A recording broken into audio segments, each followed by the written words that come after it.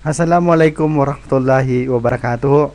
Ako po si Anwar Upam, taga Mindanao po ako pero nasa Mongolia po ako ngayon bilang Community Development Consultant.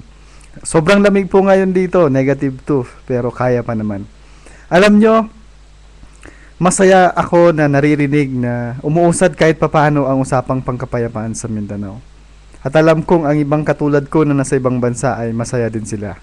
Subalit mas masaya siguro kami kapag masusolusyonan na ang problema sa Mindanao. Masayang umuwi kapag alam mong mapayapa ang lugar na uuwian mo. Naniniwala ako na wala na talagang direksyon ang usapang pangkapayapaan, kundi ang bumuo ng isang substates para sa mga Bangsamoro. Marami din ang kumbinsido na ito na ang natitirang solusyon. Subalit hindi natin ito magagawa kung hindi natin babaguhin ang ating saligang batas. Maging ang mga dalubhasa sa konstitusyon ay naniniwalang balakid ang saligang batas para sa usapang pangkapayapaan sa Mindanao. Alam kong kaya natin baguhin ang saligang batas para sa ikakabuti ng mas maraming mamamayan. Pagbabago ngayon na, I strongly support the Bangsamoro Sub-State. Mabuhay po tayong lahat.